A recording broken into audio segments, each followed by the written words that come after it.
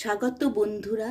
আজ আমি শোনাতে যাচ্ছি রবীন্দ্রনাথ ঠাকুরের একটি সুন্দর গল্প, চোরাই ধন। মহাকাব্যের যুগে স্ত্রীকে পেতে হতো পৌরুষের জোরে। যে অধিকারী সেই লাভ করত রমণীরত্ন। আমি লাভ করেছি কাপুরুষতা দিয়ে।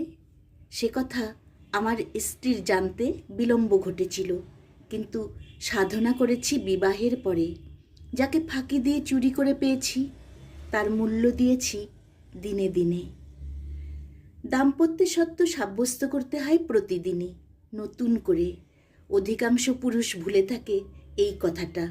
তারা গোড়াতেই কাস্টম হাউসে মাল খালাস করে নিয়েছে, সমাজের ছাড় চিঠি দেখিয়ে। তারপর থেকে আছে বেপরোয়া, যেন পেয়েছে পাহারাওয়ালার সরকারি প্রতাপ। উপরওয়ালার দেয়া তকমার জোরে উর্দিরা খুলে নিলেই অতি অভাজন তারা। বিবাহটা চিরজীবনের পালাগান, তার ধুয়ো একটা মাত্র, কিন্তু সঙ্গীতের বিস্তার প্রতিদিনের নব নব পর্যায়ে। এই কথাটা ভালো রকম করে বুঝেছি সুনেত্রার কাছ থেকেই। ওর মধ্যে আছে ভালোবাসার ঐশ্বর্য, ফুরোতে চায় না তার সমারোহ। দেউড়িতে 4 প্রহর বাজে তার সাহানা রাগিনী। আপিস থেকে ফিরে এসে একদিন দেখি আমার জন্যে সাজানো আছে বরফ দেওয়া ফলসার শরবত। রং দেখেই মনটা চমকে ওঠে। তার পাশেই ছোট রূপোর থালায় গড়ে মালা।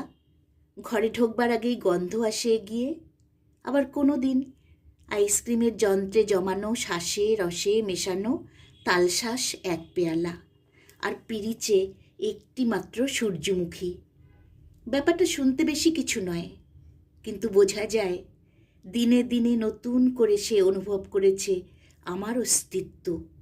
এই পুরনোকে নতুন করে অনুভব করার শক্তি আর্টিস্টের, আর ইতরে জানা প্রতিদিন চলে দস্তুরের দাগা বুলিয়ে।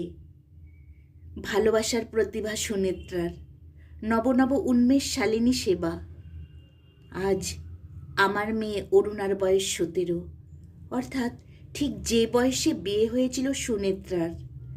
ওর নিজের বয়স 38, কিন্তু সযত্নে সাজসজ্জা করাটাকে ও জানে প্রতিদিন পুজোর নৈবেদ্য সাজানো, আপনাকে উৎসর্গ করবার আহ্নিক অনুষ্ঠান।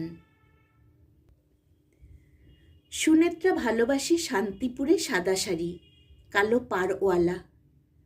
খদ্দর প্রচারকদের ধিক্কারকে